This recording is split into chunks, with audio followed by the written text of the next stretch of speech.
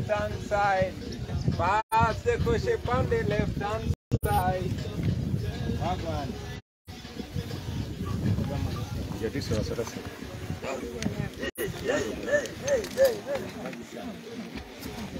But only music here. What you got me music? Copyright.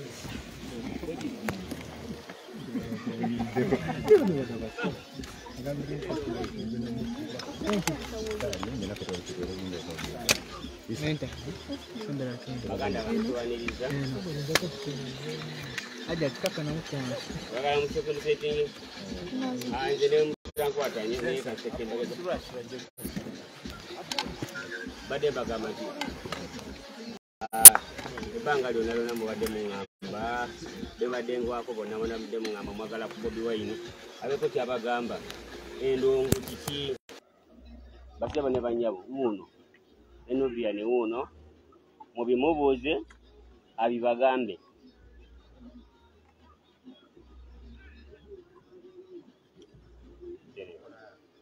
baisi loza gwogo batandika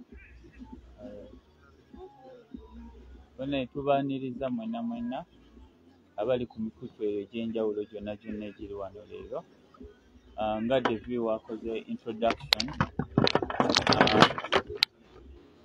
bangi badde beebuuza kuva His Excellency gwe tumanyi nga Bobi Wine mu entertainment we yagenda into politics ki ekyabaawo ku music yalinganga eyadda ku mabbali ate mumanyi era ebibadde bitambula nti newe yagezaako kola concerts ze gavumenti ennyini yateekangawo embeera okulaba ng'eremesa ebivulu bino byonna abangi beebuuza nti gavumenti webeera ekulemeseza kitegeeza kulekeraawo kuyimba oba kugezaako nakola bivulu olwaleero His Excellency Kyagulanyi Ssentamu pulezidenti waffe omulonde ate era gwe tumanyi nga Bobi Wine wali in person okuansaringa ebibuuzo ebyenjawulo bye mulina ebingi ennyo era kano akadde kammwe mwenna abali ku mikutu gino egy'enjawulo era nsaba akazindaalo nkamuwe abeeko byabagamba then tujja kufuna n'akaseera k'ebibuuzo musobole okubeera nga abaddamu ebibuuzo byammwe ebyenjawulo. Yes, Mr. President. Thank you. Era tugenda gisikanga busi. Tulina okubaawo ne kanyama ku side. Ya abaana mbalamusiza mikwano gyange ndaba faces nyingi zemanyi then ndaba ne faces nyingi ze simanyi naye nsanyusa obalabako mikwano gyange benkola nabo music Nubian B, Southern Magic, Selector Devi n'abataliwo wano mikwano gyaffe producer Pademan, producer Tony Halls ne ba producers abalala bonna bwe tuba tunyumya bansabye muwulireko ku ddoboozi lyange nga Bobi Wine. So I'm here to talk to you as Bobi Wine. I'm sure you've heard from me as the president of the country, but still I'm an artist as well. Banji ba artist ba fan ba music waffe nga batugamba mwatuyimbiranga ennyimba ezitunyumira ate ne muntu wano obubaka mu nnyimba.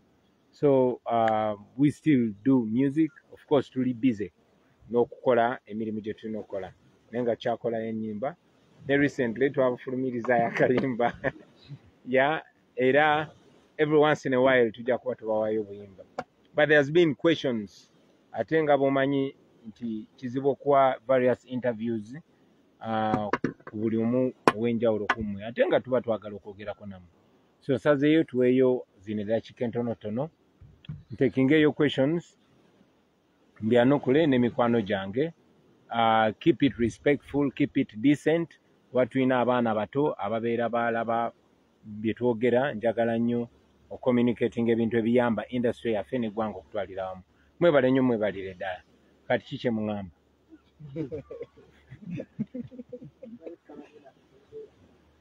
Now we want to hear from you. You've been asking. Bagala Dani Magic ababuzeeko. Mbalamusiza nnyo abamedia personnel abali wano n'abali mu kuwatchinga eweera eyo. My name is Southern Magic, a music producer. Thank you. Kati, this is a question and answer session, so tusuubira ebibuuzo okuva eyo gye muli omukulu abeemu nga abeere nga abiddamu. Mzee Andrew Anderson is my name. Fenna twali twagala nnyo Bobi Wine. The transition yaliwo netugamba it's okay. Though tubadde tusigala tukufollowinga buli kimu tukimanyi, buli kimu tukitegeera. Kati akayimba of course Nalumansi ko kafulumye. Naye let's talk maybe a little bit about bakyali baffe abali ku ground ng'amanyi oyo muyimbi waffe n'ate n'agamba omanyi ngenda kubangamba beereramu because embeera ebituufu buli omu abimanyi tebikyatambula bulungi. So eyo transition bali bakyali baffe basobola obagambayo akagambo ne bagamba nedda kyonna kyonna kyekiri naye ate kati ssaawa eno kino kyekiriwo. So what happened in between there bali eri gye bali ne banneeno abali sides eno mu politics nabo gye bali. In between waliyo bakyali bange abali eri n'abali eno. That's an illusion. Ekyo si kituufu luze. Tewaliwo bali, tewaliwo ne bano. Tewaliwo Bobi Wine oli, tewaliwo n'ono. Kale oyinza okusalawo ko ndaba mu biti eby'enjawulo naye nga si kituufu. Yenza omu just dread ze siina bye n'amashedi ntaddeko n'enkofiira ne bwe mbijjako bino n'enyambala essuuti n'enkyusa n'enzira mu luzungu same thing naye nga mba njogera bintu bye bimu. So bakyali bange bakyaliyo bensobola okuwuliza mbawuliza naye kituufu nafuuka bize nnyo naye bensobola okuwuliza mbawuliza tugezaako keeping in touch. Kyova olaba nti ne bwe tuba tukozeyo obuyimba bwe tukoze tuba twagala nnyo buli presenting kiri. Tetwagala kukyuka kuva kwoli gwe twali. No, twakyusa bukyusa ngoye, twakyusa bukyusa lulimi, twakyusa bukyusa platforms etubyogererako naye nga effe bali ne bakyali baffe era be bali wadde twafunayo ne bakyali baffe abalala abalodimu naye ate era twafunayo n'abalabe abalala. So the same thing naye nga ffe bamu. I don't know if I make sense to you. Yeah. Thank you. Movie yafuluma Ugandans bali baagala okugirabako. You know, the documentary been ebweru naye bana Uganda they want to know the platform abayinza okugijja ne bagiraba. Thank you. Twina film documentary eyo ba documenting abulamu bwange ne bakyali bange ne family na biki bye tukola okumala emyaka 6 almost 7. Tena bakufuluma igenda kufuluma mu September. Just screening, the promotional screening. Igenda kufulumizibwa Nat Geo, National Geographic Channel. Naye eraga ensi yonna. So zolaba screenings etugendako is the promotional screening tugenda zikola omwaka mulambo tuzikoze since September last year. Tugenda zikola paka September wenafuluma okwetoloola ensi yonna so that enegenda okufuluma nga yakabizi filimu ezakabizi bazikola abasooka zisudia ne bamaking sure ensi yonna picking attention then ne bagireleasinga. Of course Dan Magic yagiddeko. I'm super excited. Yeah. Akayimba ako amazima Nalumansi buli omu alowooza ye Nalumansi buli omu alowooza bagamba everyone is making a debate. Akayimba ako nga tukawadde analysis yonna okutandikira ku today wa Dan Magic. Analysis Nalumansi yaliwa. Nalumansi aloluze kubadda togwangamu bubuuzo buchokoza. Anyway, Nalumansi mumuwa obudde mujja mutegeera ajja kwejjayo okitegeera mubeere bagumikiriza. I'll talk about the lyrics. Dan Magic producer anayogera ku the music and the production. Naye ffe kuva dda music waffe tetuyimba just muwawa wabula tumakinga sure bwe tukola oluyimba communicating eri abantu ab'enjawulo. So of course that's a love song nga bwe waluwulidde naye era luli philosophical and poetic. So nga bwe tubadde nga tugamba buli muntu bwe tuyimba buli omu abeera eyo n'apikinga mu kyapikinga. Kakati gwe kyoba opikinze mu kyekyo toli mukyamu. Njagala ogamba bannayuganda n'abatuuliza, trust your instinct, trust your brain, trust your interpretation. Bw'oba ofunye obubaka bwebo mwoyo waayise okukwatako. Naye nga Nalumansi ajja kwejjayo mujja mulaba at the right time mumuwa obudde. Sebo done magic. Oh, well, nga we explaining there.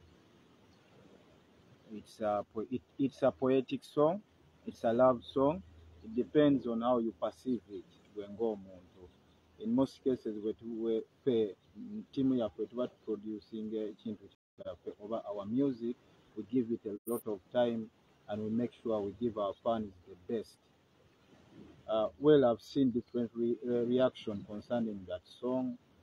People were talking about its sound specifically. Some were saying, some called it bogus sound. To me, I think that kind of statement was uncalled for.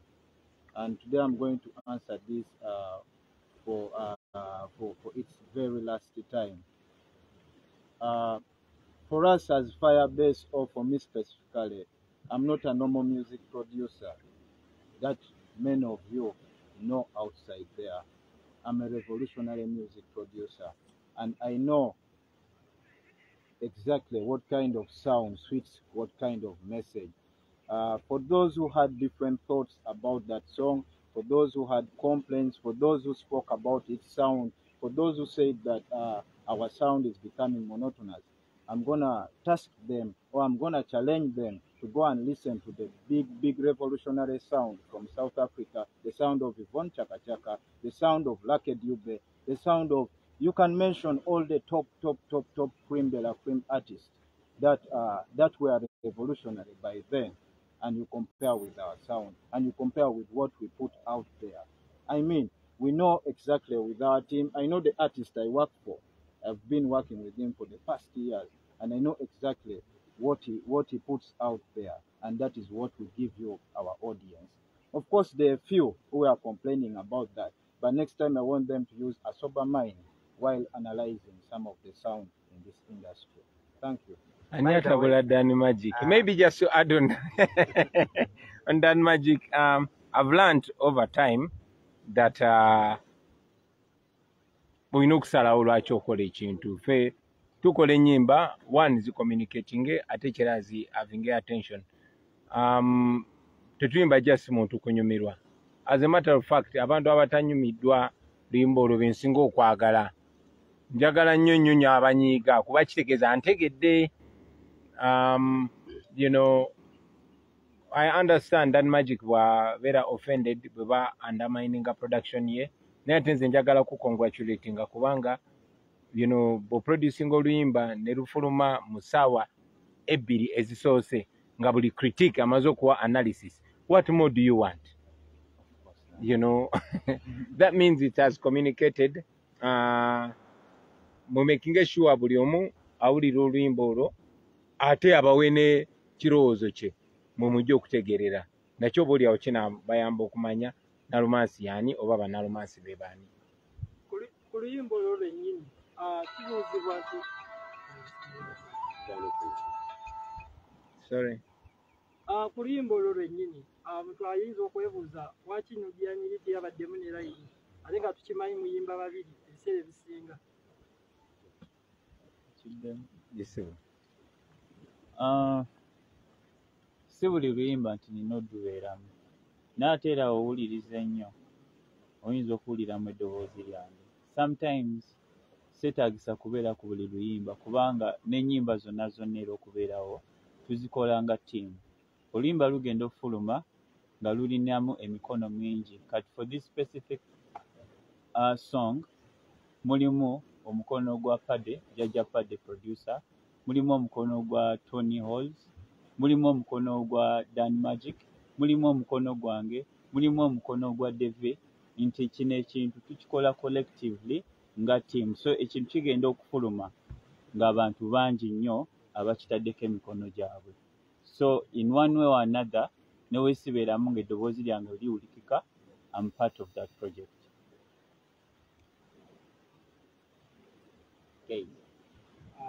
nsanyusa okubeerako wano nammwe ndowooza eno ye firebase crew entuufu but tetuweddeeyo naye when I look at firebase engeri oluusi gye musirikamu muteekawo eddibu ddene ku entertainment y'eggwanga Uganda. One, for starters, njagala otunnyonnyoleko Bobi Wine. It is to public knowledge buli omu akimanyi nti gavumenti eno tekukkiriza ku stage but kinaakoma ddi eri bafaani bo abakwagala nga ggwe omuntu. Two, Nubian simanyi oba ne bani yo nayo mweri. Three, I'm sure you missed stage, but to what extent? Thank you.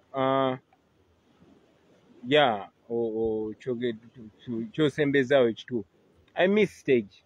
Kuba ffe tuli ba artist bolaba. Tuli ba artist ekyo kye tukoze obulamu bwaffe bwonna bwonna. Naye ate twazuula nti artist si wa kuyimba buyimbi kunyumirwa. Wabula asobola okuyisawo obubaka bungi nnyo, asobola okukola ebintu ebirala ng'akozesa eyo influence n'eyo attention n'eyo a following abantu naddala aba bulijjo gye bamuwadde. So yes, tuli ba artist to missing stage. Wano we tuli olwaleero twakolawo nga wakuperformingira yemu ku venues ezali owned, ndowooza venue yokka yali owned by an artist designed for art. Naye kati emyaka giweze 5 nga tetukkirizibwa kukola show awatali nsonga yonna, you know, ombuuza baani eneekoma ddi. Kyenjagala omanye nti okubanga siri ku stage tewaliwo tteeka lyonna lyonna, just bankolako fujjo kubanga balina emmundu ne bajja ne bagamba gwe tojja kweyagalirawo, tojja kuyimba music wo, tojja kusanyusa bantu. So bali mu kunkolako fujjo. Kinaakoma ddi ng'omukozi w'effujjo awanguddwa? Ani ankolako effujjo? Museveni. Lwaki ankolako effujjo? Kubanga alina emmundu, era singa talina mmundu okitegeera. So kinaakoma ddi? Kitulwanyisa okukoma. Ne bwe mulaba nnwana n'emikwano gyange gyonna tulwana kujjawo buno butali bwenkanya. Naffe tufune eddembe lyaffe okola kyetunyumirwa ate ekibeezaawo ne famire zaffe ne ttiimu n'abannaffe abalala bangi nnyo. So bwe kinaakoma nga bino biwedde. Obuuza Nubian Lee naye ali ku baani, Dani Magic n'abalala. Munnange bwe twabuuka ne tugamba tugenda kuyimirira ku mazima, twali bangi nnyo ab'omukwano, tetwali just ffekka. N'emikwano egimu bambi ate obasaasira ne bafunamu okutya, era bo tebayimirirawo. Naye abo bonna abayimirirawo nange nga bayimirira ku mazima, sijja sikubeera bubeezi nti tebaperforminga kyokka.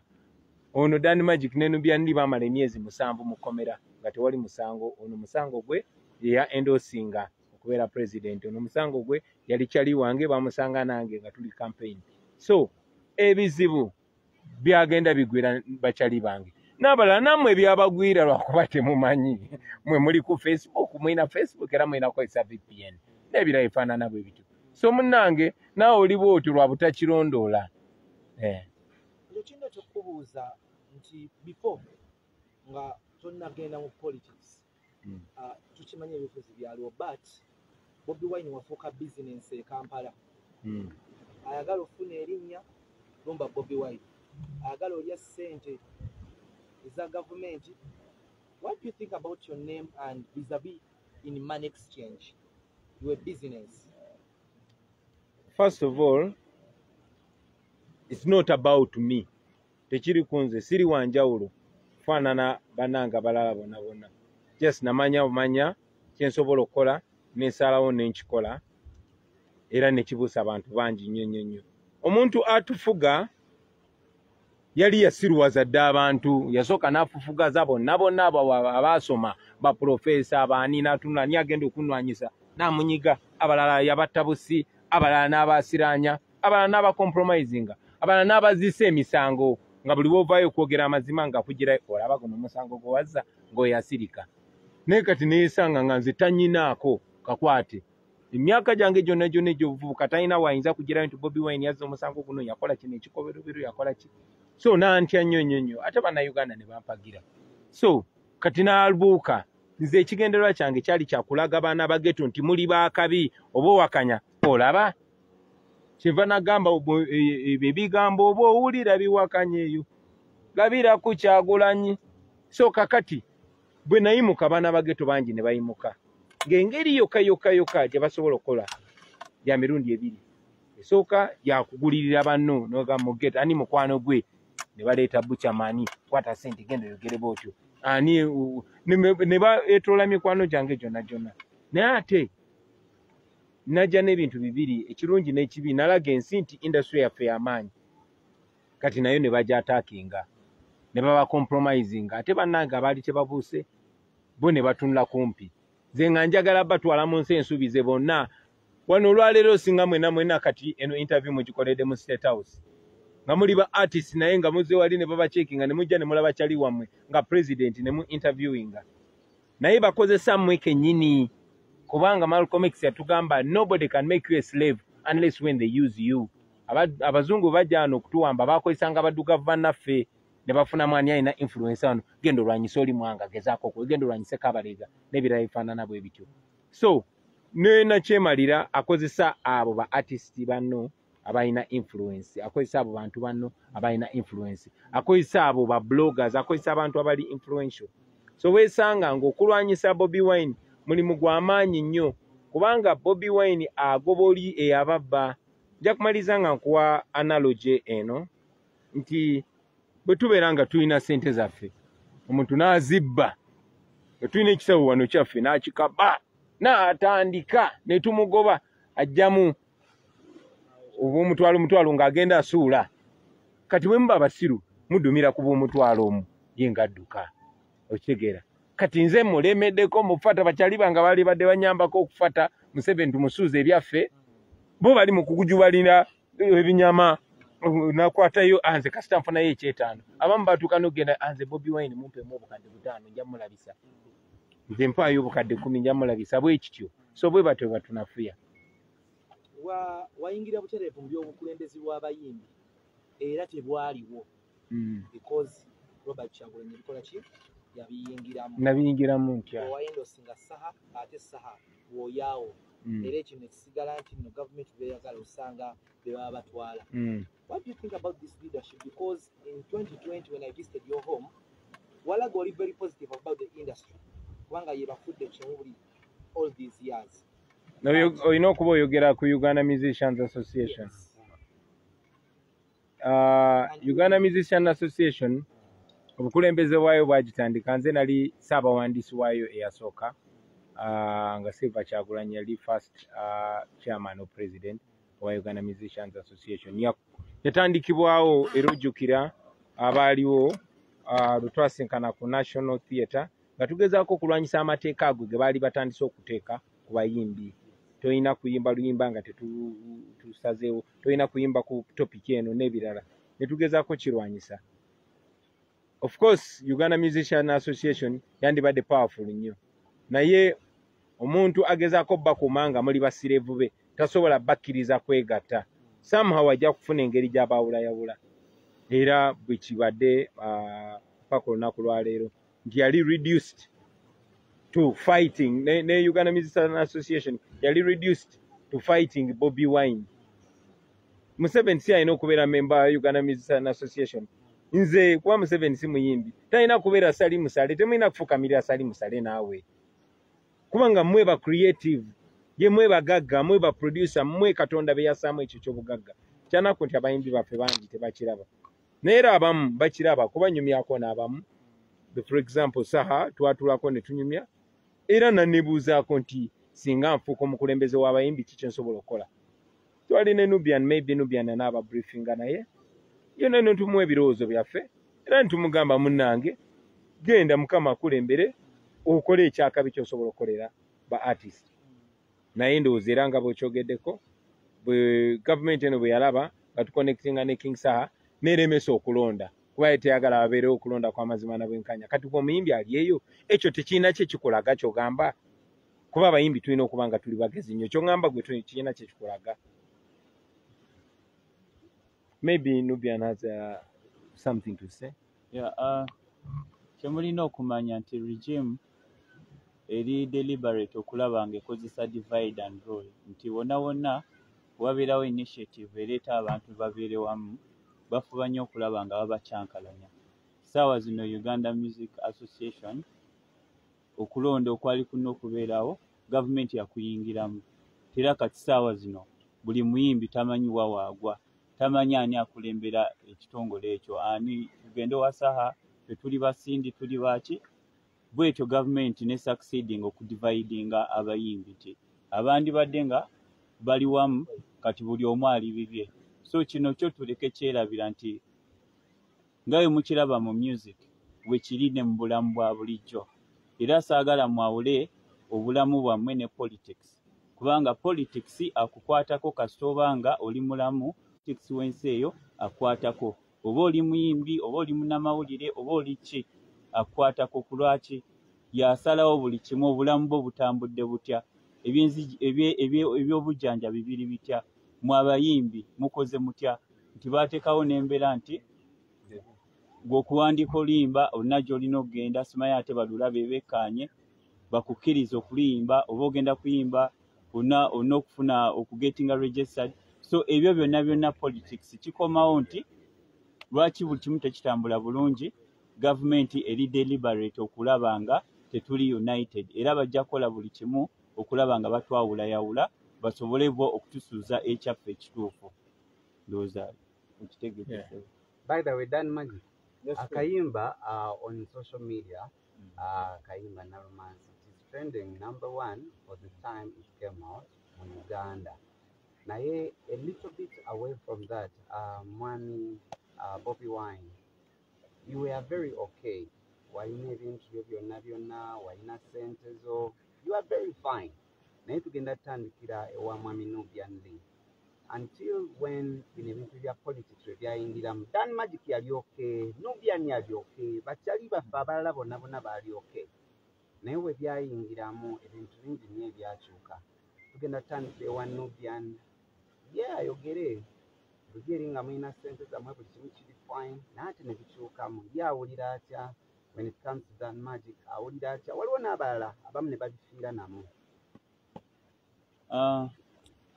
Yes, we twayingira into politics. Sina kuyingira mu politics.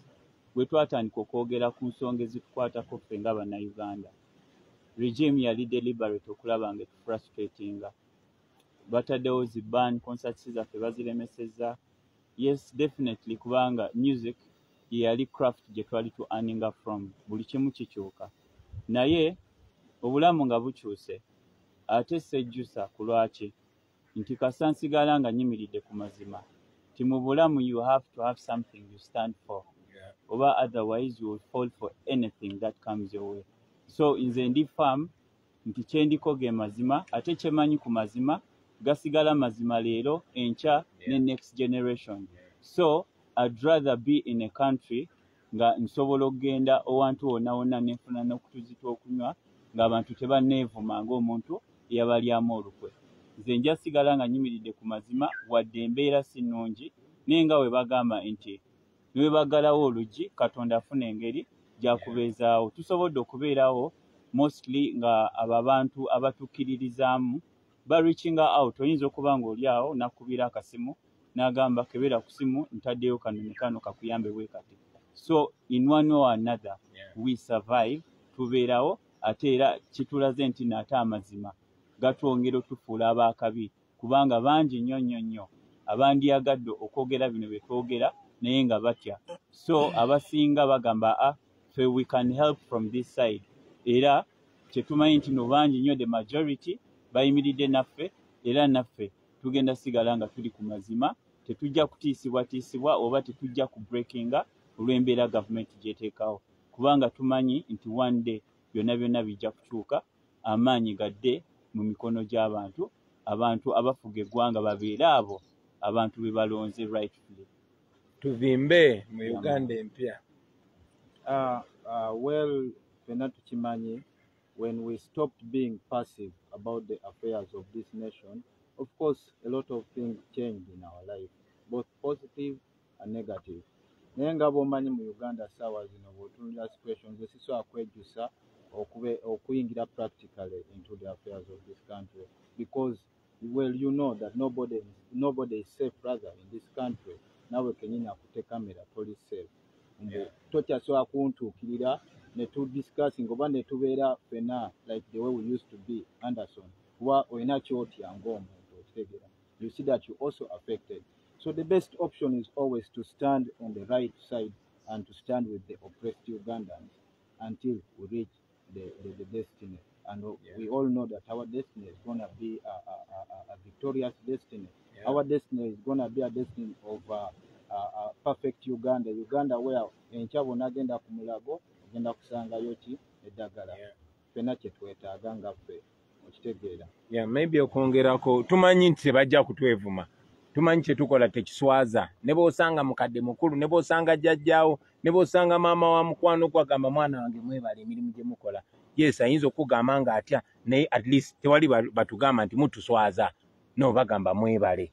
Yes, abamu baba atya naga nakutumia naye namaliza gamba mwebale. So tumanyi nti kye tukola kituufu, kituweesa ekitiibwa, kitwagazisa. Ate tumanyi nti n'ebiseera eby'omu maaso oluvannyuma nga ffenna tukaddiye oba nga tufudde, still amajja gaffe tegajja kuba nga tebatwevuma.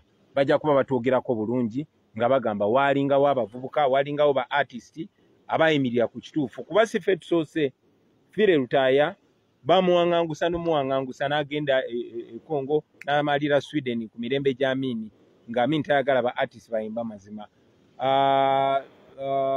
Christopher Sebadduka yawaŋŋanguka n'agenda e Kenya nga gyayimbira kuba yalinga ayogera ebyamazima. Tekitandikidde ku ffe. Waliwo ne bibatta ba Byron Kawadwa, ba Okot Bibitek, ne lunaku lwaleero tubasomako ne mu bitabo. So nga ba artist tumanyi nti tetwagala just byakubeerawo. Ffe abamu tuyimbidde for more than 20 years.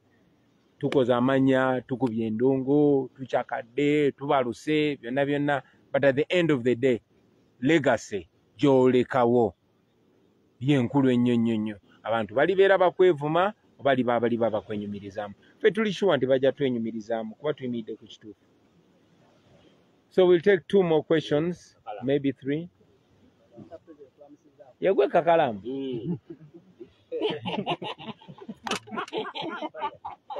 Gena maaso sebo. Buli muyimbi yena wabanyimba. Ayimba nga yagala oluyimba lwe afunemu. Yimba zo nyingi z'oyimba kuziko ma social media. Tagenda kumanyisa. Kikuyisa kitya. Yayimba nga buyimba lw'okuba. Yajjanga direct ku radio gy'enkolera Simba, yigenda ku mainstream ya. N'ozikola mu koza. Right now zikoma ku social media. Yeah. Mpulira ntya kinuma. Tewali artist sobola ku pretendinga nti kinuma okuba nga nsosolebwa mu nsi yange. Simbye kiwemula, simbye kivoola, naye of course kinuma. Neera manyi ti music wange akola impact yemu. Oyogeddeko ekyogamba nti buli artist ayagala afune music we. Yes, kituufu. Nyinza okuba sikyamufunamu ssente, naye nga mufunamu kyenjagala kuba ssente z'amazima ffe twakola ssente mu myaka gyaffe. Era twali twamalayo wano twazimbawo 15 years ago. So 15 years ago twali wano. So twali twakola ssente. Sigamba nti twazikuta, tosobola zikuta. Naye kati okufunamu kitegeeza ki? Bwe ndaba nga nyimbye oluyimba ne lukwata ku muntu, ne lucommunicatinga, ne luyisaawo ensonga, ne lukiikirira omuntu, nfuna satisfaction. Twandyagadde ne ssente, but for now okumatizibwa ku mutima kyamaanyi nnyo nnyo nnyo. Osobola okukola oluyimba nga tewanayita na ssaawa 24 nga balukozeemu covers endala. I mean, you feel honored, you feel legendary. Nogamba, well, maybe abantu abamu bandabanga Big Brother, maybe abantu abamu bandabanga ekyokulabirako. It's good. Naye era mmanyi nti oluvannyuma lwa byonna ne bwe tuba siffe naye abaana baffe bajja kufuna mu music waffe. Kuba music waffe takaddiwa. Paka ssaawa zino tukyawuliriza zi freedom song eza Bob Marley, tukyawuliriza zi freedom song eza Kk Dube, eza Chaka Chaka, PJ Powers. So tajja kufa music waffe because we are living, we are you know, standing for an idea that lives forever. Yeah. Mr. President, okufunayo omukazi oba abakazi babiri abasajja mubadde bangi mwana abakazi tetuwulya ku ddoboozi lyammwe. Yes, maybe done magic ayongereza. Maybe to top on that point, your point nkulu nnyo naddala ku side yaffe ate nange kenyini mbaddiza kino nga magamba namwe mufunemu ekyokuyiga, but yeah, to me I take it as a deliberate move of stepping on the voices that comes out from us. Kuba fena tukimanyi mbu kyetukola si kikyamu, music gwe tufulumya tu preaching out ebigambo buli omu yandyetaaze okuwulira kuba buli omu amanyi kiki ekitaking a place mwene ensi.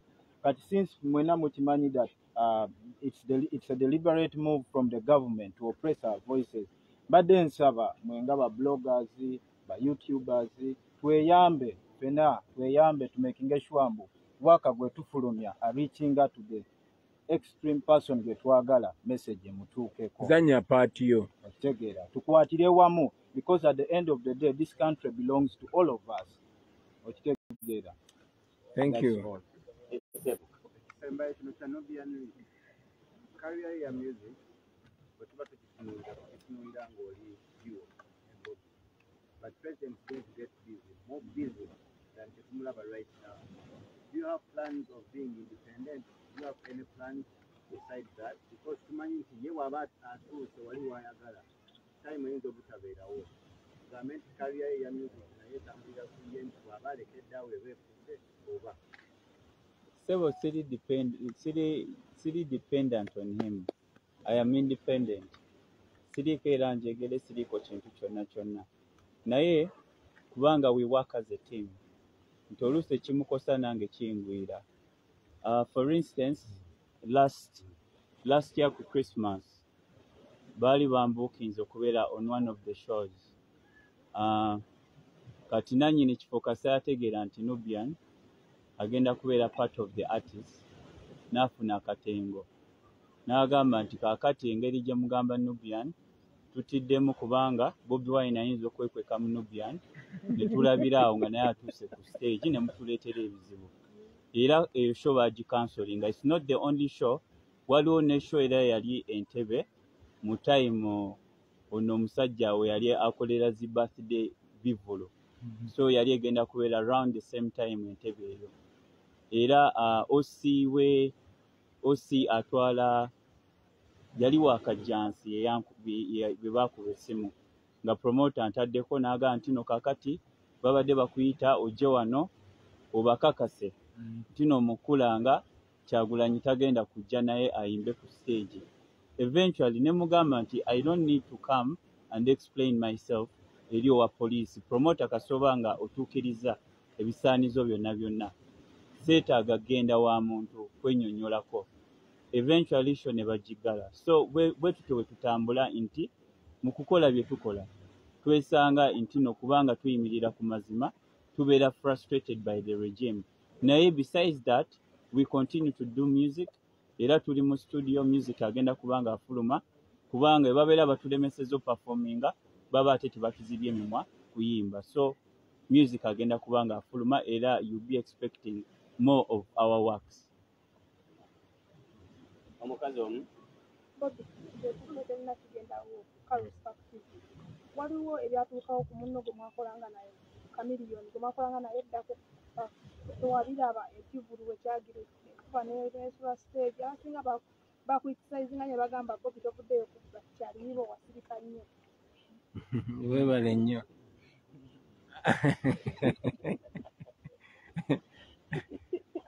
Simanyi baani boyita abasinga.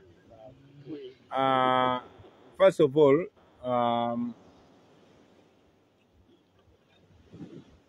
kibi nti artist yena abafunye obuzibu. Era muganda wange Jose Chameleone stage we yagwa, you know, waliwo obuzibu. It wasn't a good thing. Namusasira.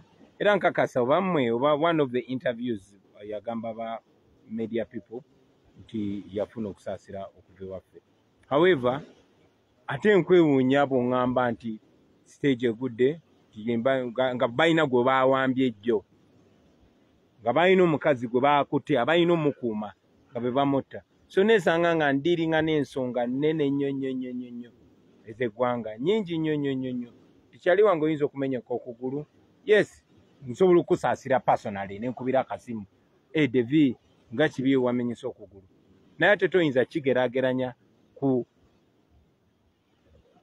baminisita ne vice president ne speaker wa parliament kubba amabaati.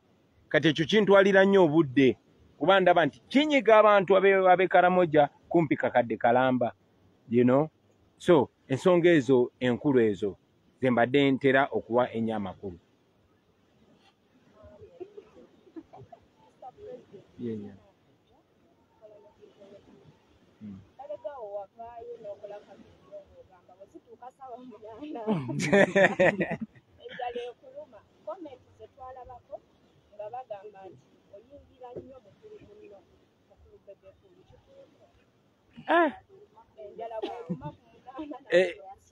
N'ensaawa nazo baaziwamba nti kati ku munaana nze enjala terina kunuma, erina kuluma muntu omu nga mutufuze bubi.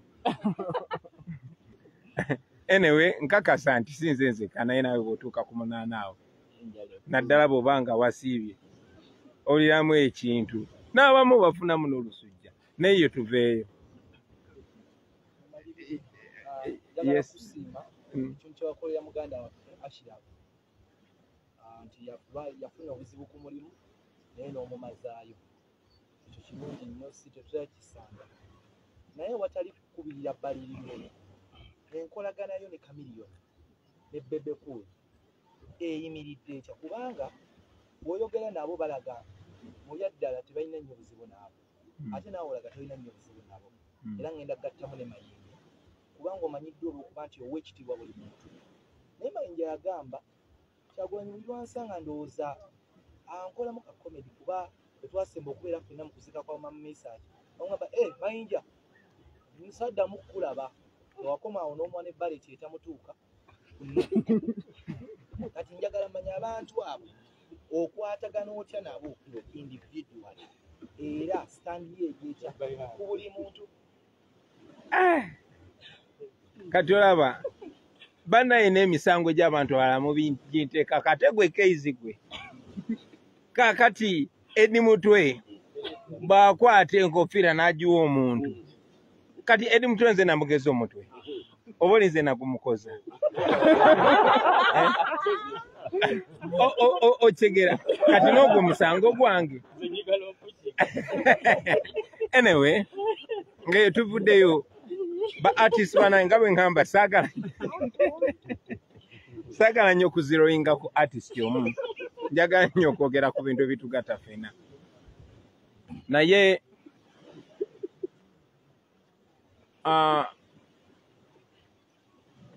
ffe ng'aba artist tuli basomesa era Katonda yatuwa amaloboozi gano tugakozese. Ne si katala oyinza oddikozesa okuyamba banno oba notosobola ddikozesa. So wabaawo ebintu ebitugatta ennyo. Kati ebiruubirirwa byennyina ne bannange ba Nubiani, ba Dan Magic, ba Devi, ba Edi Mutwe, ba Apasi, ba Young Mulo, ba Daxi Vibes, ba Zexi, bani gyebiri. Naate waliwo n'ebiri historical nti gundi twakola naye twayimbanga twavuganyanga nnyo ne Chameleone ne Bebe Cool.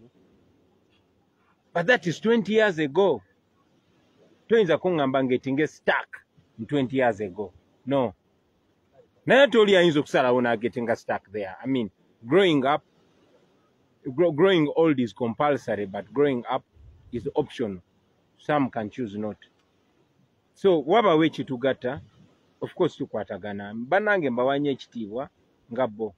N'ebiseera ebisinga twesanga ng'obubaka tuwa bwanjawulo oba ng'ebintu biraba mu ngeri ya njawulo. Nze ndaba nti abantu engeri gye bansitudde ne bambeererawo ne banfuula buli kimu ne bampa buli kimu, right from my ghetto days to today, ndaba nga kinkakatako okozesa eddoboozi lyange okwogera ekyo okuyamba abantu bange.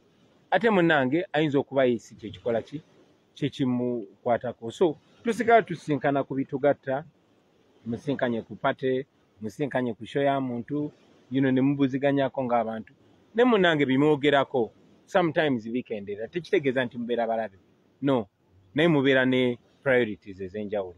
So that is the relationship with my fellow artists. Of course, many of you have omukyalo ono yalowooza nti oba oliawo nandibadde more of their spokesperson, which I want. Zisirimba olunaku lwa leero.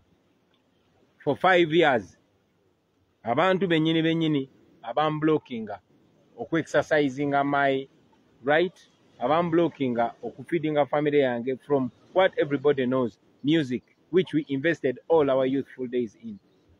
I've not heard the voice of my brothers stand with me when such an injustice is being orchestrated on me. As a matter of fact, ate abantu bebatembeeta zate bebanzijeko eddembe lyange. So nesanga nga nyina kufocusinga okubeera human being, nga nyina kufocusinga buyinza okuyamba ffenna. So oba oliawo bwototusanga nga tuli ffenna nnyo n'emboozi oba sizikwatagana bulungi. Okwongerezaako ku kibuuzo ekyo. Yes. Wetwogera ku the big three. Mwina bye mwali mwesuubiza emyaka 2 emabega nga mwe mwaliko ng'abasajja kyakwatagana. What do you call the big three? I think you must not disrespect the industry. You cannot reduce Uganda's music industry to only 3 people. Mukuba ffe twasookawo nayimba abamu tebalina bakuzaalibwa. Nayimba kagoma nga Dax Vibes oba ali mu napi ngoba Fefe Busi tanatandika na P1 kati nabo basita. So temukakanya industry ya Uganda mujjewe ebintu bya Museveni ebyokwe nze nasoose wano kakati no, abaana balungi bakabi bali talented, mubawe chance. Okay, Uganda has more than 100 big artists. Kongamba otya nti big 3. What do you call big 3? Bebe bani abo lwaki obanteekamu okitegeera kye ngamba biki bye twesuubiza twalinga tuvuganyanga okuva edda. Kati oyinza otya okundeetera, waliwo omwana gwe twalananga naye paatu ewaka yansanga ng'asitula miguna gagwe Kyagulanyi nakubanga n'okubanga oli muto oli kyali wange yimiriro ntwaleko n'ingagwe kyali kuteekemu esikali lyange kubanga twalananga nawe nga tuli bato. Kati tosobola kuŋŋamba saa zino ndi president wa Uganda ya award oli president olina kyaliwo gwe mwejereganga naye ku luzzi. I mean, we must be able to grow past that. At least nze nganze saasuubiza muntu yenna nti sijja kukula. Sina gwe nasuubiza nti sijja kuva ku level eyo, no. I mean, we grow every day. Era encouraging ba artist kula ne bokula nabo obwongo bwo bwe butransforminga n'otandika okulaba ebintu mu ngeri endala. Move with those that are moving with you. Be sure nti buli w'okula mu nsi, buli w'otransforminga, buli w'oyiga ebipya, you're going to lose some friends. Buli w'oprogressinga ojja kati fe abamu abava mu kyalo twalekayo mikwano gyaffe be twalyanga naye emiyembe mu kyalo gye bali n'ojja e Kampala n'odda e Kamwokya kati ate bw'ovaawo n'odda e Nansana like that, bw'ovaawo n'ogenda e Nairobi, bw'ovaawo n'ogenda e Bungereza, you keep progressing, bano obolese emabega tobeerabira, sigala ng'obawa ekitiibwa, buli we bakwetaaze sigala nga naawe obeera useful to them, but grow, please grow. Nammwe kye njagala obasaba, allow me grow. N'emikwano gyange, please allow me grow. Don't take offense of that. We only live once. We are in our 40s. I'm 41 years old. Kati abaana bange bansinga n'obukulu. Bakuze, I mean n'obuwanvu. So we must be able to grow. Yes, Kakalamu. Mkyalo oli kasooke. Kakalamu. No, Kakalamu. Erinnya linnyumira. Ngenda kubuuza ebibuuzo bibiri. Ekisooka future ya Firebase oludda wabakina abaana abakyali awo bakyalina omukisa oba ezibizikyali nzigule waba abaagala oyimirira Firebase ekijja kuggwe. Ekyokubiri genda kyebuuzaako nga kuba bali wano abatudde wano abamawulire. Mu kaseera kano bwe tubadde tujja sinkanyala ne Cruise n'agamba oba tuli ku Cruise Day tagenda kulabikako nga tujja mu kkubo ya nawe nkikubuuza mu kaseera kano bwe tuli ow'amawulire owa entertainment n'owa politics tuba kugamba nti waliwo ababiri abaagala okumitinga ali gw'osooka okuwuuba n'okuwulira. first of all, ekibuuzo kya Firebase ngenda kusaba Nubian abakiddamu ekya April Fool's Day. Tumekinze sure tujja wano nga batugambye essaawa 5 tumekinze sure zimala kuyita 6. Naffe tubeere sure nti si April Fool's Day. Kubanga nga bwe mutwesunga munaye naffe tubadde twesunze okwogerako nammwe. Era Devine Jona batugambye tugenda kwogerako nammwe. Naffe twesunze naye nga tugamba baba tulimbye. So tuli basanyufu okwogerako nammwe.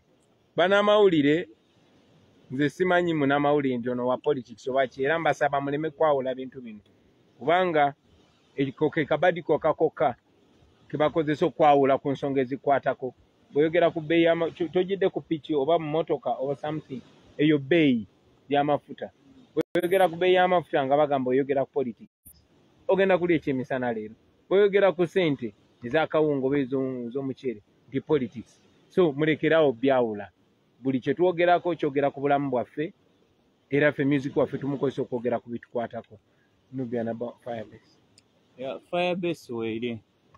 Firebase n'abalala gye bali bangi eyo era nga bwe twogerera wano studios zibeera open, everyone is open to come and work with us, though industry yafunamu akatengo nti ogenda sanga ba artist abamu batyo oku associatinga naffe, abamu batyo okujja ku Firebase okurecording nga bagamba wali emiwunyo mingi nnyo mwe mwafuuka ba politician.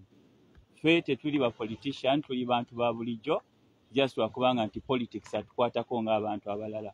Naye nga Firebase weeri ba artist we bali n'abayimbi era bemuwulira ba Daxi ojja mulaba nga tatambula yekka era alina abalala batambula nabo. Osanga Zex birangirangi ojja musanga nga alina batambula nabo. Era mu abo batambula nabo nga era ba Daxi we batambulanga naffe. Timu abo era mwe mulimu emirandira gyaffe era mujalaba ba artist abapya nga bava mu abo. Era wonootunula mu video ojja labayo sito omupya naye nga otunula mu video ezedda ng'omulaba yali mwana muto. So Firebase yo esigala ekula era ekyasigala ng'ebawa abayimbi ab'enjawulo. Firebase katono nnyo. Waliwo omukulu eyava mu Firebase emyaka 20 amanya bamuyita Chameleone kola ne Vision Group. Yava mu Firebase emyaka 2011. Yavuddeyo n'akola interview n'agamba nti ayagala omukulu Bobi Wine amusiime. Amuyita Buchamani. Osobola omusiima wano mu kamera. Lusiima ntya. Agamba y'omu ku baali backbone ya Firebase naye watuuka mbu ebiruubiirwa ne bikyuka ne biddako walala nnyo. So ng'ayagala omusiimi ye bw'agamba. Anti njagala nga munamawulire ombuuza ekibuuzo ng'okisubstantiate nze sobola okuddamu substantially. Tukubuuze soka weerowooze. Omukyala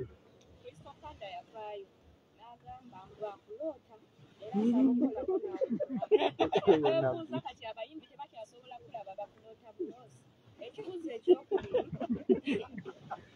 ekyokubiri yemuvubuka gwe bayita emabegaawo yavuddeyo n'alumbako munnamawulire munnange omu ku stage ng'ayagala mukubirako eyayisa bulungi naye agamba akwagala era asaba okusinkana gwe kikulekawa abantu abeeyisa webatyo nga gwe pulezidenti ng'ate ayagala okusinkana. Crystal Panda yayimba kana kayimba fumita emboozi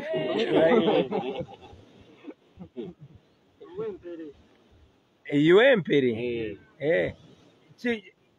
kineesimisa munange omuntu bwandootako bw'abanga teyalose kibi omanya ayinza okuloota nga togiza omutuga yalose tuli mu studio. That's not a bad dream. It's not a bad dream. Keep dreaming. We should have dreams. I'm just honored that I'm in somebody's dream, you know. Let's see what the future holds. About alien skin, ogamono toto wa ghetto no yakubwe nnyo. Yeah, I think he's a talented young man. Give him a chance. A deserving a chance. Fena tukula. Abamu twali babanda na nnyo n'okusukaawo naye ensi yatuwa chance. Ne tetujajinga si nti wabulayo abatujajinga. No. Abatujajinga baaliyo naye n'abatuwa chance. Nze gwolaba bampazi second chance nga obammeka bannange. So tu transforminga ne tukula. you know bw'obeera omuto okola ng'omuto bw'okula n'okola ng'omukulu so lwaki weewuunya ng'omuto akoze ng'omuto kiyinza okuba kikiri acceptable sometimes naye it's good to give chance not to dismiss naddala kati ffe batoto ba ghetto oveeyo tebamanyi omwana wa ghetto ajjaawo tomanyi waka gyakulidde tomanyi na gyayise kutuukawo naye n'atuukawo just nti atuusaawo bandowooza adeservinga chance bw'aba anjagala kimpeesa ekitiibwa era nsanyuka nnyo magezi ki genyinza omumuwa kopa ebirungi ku nze ebibi obikyawe era obyewale you know at least nze artist omuto yenayina bwantunulira alaba olugendo alaba Katonda ampadde omukisa n'embeerawo nasooka okubeera sitandooza nga nyina emyaka 19 Kagoma I was 20 years when nakolera Kagoma kati giwiseeyo emyaka 21 nkoze ensobi nyingi nenkola n'ebirungi bingi at least the example toliaga kino Bobi yasuula wano kwega feba artist nze n'abalala bannange tulinga ekitabo okisomamu n'olaba abagezi batugamba experience is a good teacher but nze mama wange yangamba nga experience is a good teacher to a fool.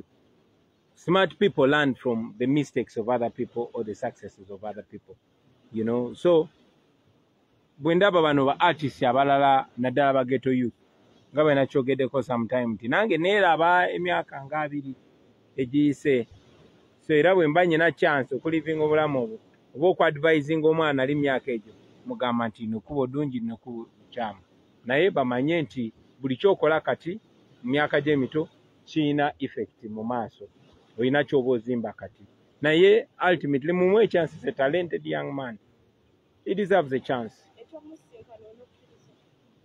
kati mwesi basinkanye you know I keep meeting tugenda kufunayo ekibuuzo kimu okuva wa Sita Media yange Sita wa Uganda nkola ne Sita Media ekibuuzo kyange about music abayimbi be Uganda abasinga tuze tubakolako interview ez'enjawulo naye nga beekwasa oluusi ekibatwala osabiriza oba mukyemuyita okulya mu nsi olukwe olw'ensonga nti tewali copyright nga woolaba mu nsi endala omuyimbi akuba oluyimba lwe anaaluliirako kibadde tekikyasoboka n'emabegakaawo ng'omuyimbi takyasobola kukola concert olwa covid agwe abanga firebase army oba gwe nga president atovangayo ndowooza kwogera ku nsonga ya copyright ogenda tuwa ku ndowooza yo ku nsonga eyo then n'ensonga endala wano wetuli tuli ku One Love Beach Busaabala every Easter Monday wabeerangayo Busaabala nekiwaatule essaawa zaakakati abawagizi bo abaali basuubira nnyo nti at least ojjalemezaamu Easter Monday oteekengayo posita bo bajje ekiba kibe kyogenda tutangaaza muno Easter Monday One Love Beach Busaabala yazzeemu okukola era yaddamu okukola emirimu gyayo. Then my last question please okay my last question okay kanziremu ebyo bibiri thank you obuuza ebibuuzo no biri elaborate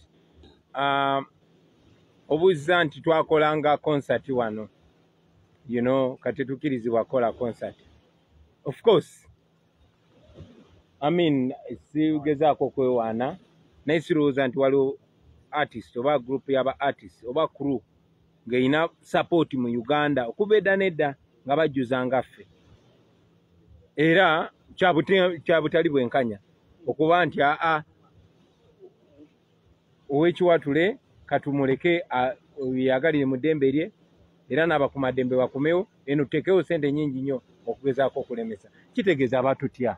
Ekyokubiri ekyo kindeetera n'okwogera ku mpulira ba artist abagamba nze ndi wakabi nnyo nze ndi biggest wano nze ndi kakati oyinza otya okubeera boxer n'ogamba gwe world champion naye ate nga abakuvuganya tebabakkiriza ku muteekawo ringi ontegeera kye ŋŋamba bannange abo mbadde nga nvuganyanga nabo emyaka 2 emabega ng'era mbasinga okitegera ng'era mbasinga mu buli kimu academically, physically, philosophically, financially, biki byonna byonna. Era engeri yokka gye bayinza okunsinga ne babeera ba namba wanu nga nsibiddwa emiguwa. Era mubaleke beeyagalire mu bwa namba wanu nga nkyali ku miguwa kubanga singa enjegere zikutuka. Era president aba akomyewo. So kabafune chance mukana akaseera beeyagalire bwa namba wanu kiringa bogamba waliyo pere wali. Naye gwe ne ba media neteeka mu nnyonnyo gamaze wakabi nze wakabi. I mean, yes oli wakabi. Naye oli bamugulire omukakase osobola okyogeranga waali. So that's how it is. Ba artists abagenda okusabiriza bangi be-explaining nti wali copyright. Yes, babatadde mu mbeera eyo. Kigenderere obba kumanga muli baavu. Nasindika Dr. Hilderman namulonda artist munange ate MP wange mu National Unity Platform party gyenkulembera era namulonda abeere Minister wa Arts and Culture. Kati tuli bawambe tetulina budget, abantu batukwasa obuyinza era tusobola okuteekawo ensonga zaabwe naye tetulina national budget kuba budget y'eggwanga Museveni ne bibanne bagiwamba. Naye namusindika ateekewo policies entuufu ezirina okutambulirwako azenga abayitamu mwena to agree as artists kye twagala industry kye twagala. However, njagala mmanye nti bino ebirowoozo byonna ebirungi tubireeta naye Museveni ne gavumenti ye tebajja bikkiriza kuyitawo kubanga bibagaggawaza mwe ba artist. Ate mwe ba artist muyina kubeera baavu basobole obbafuga. Bonooba togenda wa Museveni oba musale kusabiriza tojja kuyimirira ogamba ekino mutta abantu baffe. Tojja kuyimirira ovumirire okubba amabaati. Tojja kuyimirira ovumirire okubba sente zirina okuyamba eggwanga. So balina kufuula slave, balina kufuula beega basobole okukozesa kye baagala. Kyanaku nnyo nti bannaffe abamu tebafumiitiriza. Okitegeera twakimbako dda mu kayimba kabyekwaso nti oli buli wakufuula beega ajja ne maka ago n'akolera amateeka. Olunaku lwaleero babafudde babbeega ate nammwe ne mukkiriza okufuuka babbeega ate nga temwandikiriza kufuuka babbeega. So nze ndowooza mwe ba artist muyina otuyamba ffe tuli ba artist bannammwe ate ffe tukulembeddemu olugendo olw'okununda eggwanga lino. Nze singa naalayiranga president entertainment industry ojja kukyuka overnight. Mujja kuba n'ekitiibwa kye musaanidde overnight. Ensi yammwe egenda kubeera nga yensi esinga okubeera ey'akabi mu Africa overnight. This would be the most popular nation in the world overnight. Olaba Jamaica kikyekola kyamaanyi. Ne kubanga Bob Marley yeji making up there. You know, we've not had so many teams like the team we have. So mwe ba artists kibakakatako mwe ba artists. Okitegeera abantu abalala ba professionals ba doctors ba engineers abasubuzi bonna batwendosinze. Ababoda bampita ngobi. Bano bakinyozi ba Edimutwe bampita obini. Bani bonna ba embrace ze mwe ba artists abange mubadde kimwagala kubeera bagundi bali. No mercy. The other question was about the online concert. Oh, online concert tujja mpozi ne kino kankibagambe ng'ekisembayo and please pay attention. Tugenda bawayo ekirabo. Waliwo abantu yabadde bagamba naye nga temutuwamu music. Mulina okumanya wadde tubeera busy bwe tufunayo just weekend emu nga tuli wamu nga bwe tuli ne tiimu yaffe ne tuyingirako mu studio ate tunyiiga nnyo. So tugenda kozesa weekend eno kano ke tuvudde wano mutuwadde vibe nammwe era ku bwe tuva wano tugenda kuyitako mu studio tujja basuubizaayo ate ekyakabi ekirala ng'ekisibo kiggwako. Musooke musiibe tujja bawaayo tune endala nga tugibawanga kirabo kubeebaza kusiba si bwe kiri musiraamu wangi ffe tujja bawa omuziki omulala beebyokwanalize nga tubibalekere. Mwebale nnyo mwebalire ddala basebo ne bannyabo. Ndowooza eno conversation ekomyawo. Waliwo kye mbadde mbuuza ekirala? Tewali. As president avudde Mamta Smith kola online nga celebrities.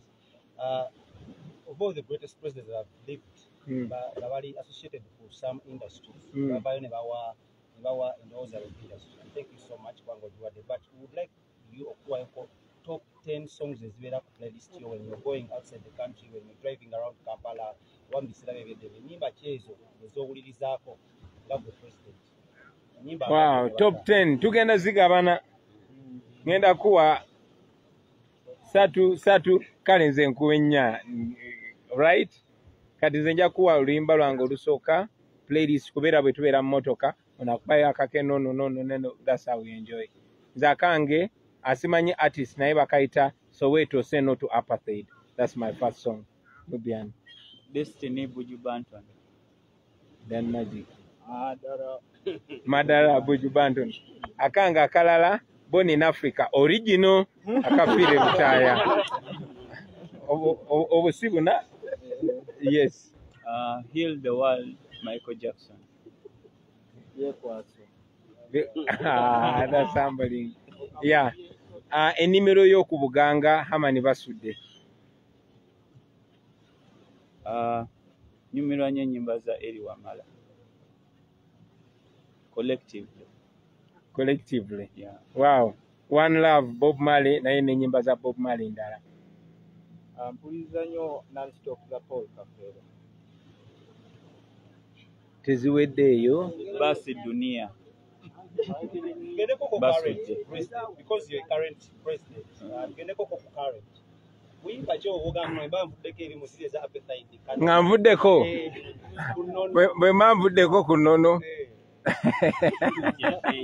Beera njagala akayimba kagamba byonna bye mwagala kola mubikole naye temunzijukiza lockdown. Okay, thank you very much. Have a good day. Right. So akayimba ke Mama tumaze mama.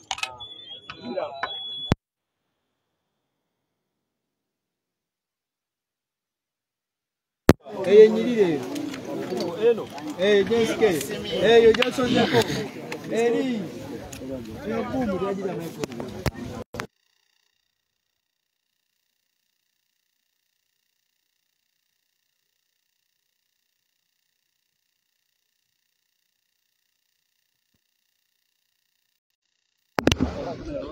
Yes. Njagala okubaaniriza mwenna ababaddeko kantwala omukisa guno okubeebaza testing microphone. Kantwala omukisa guno okubeebaza nate era mwebale kubeerako mwebale.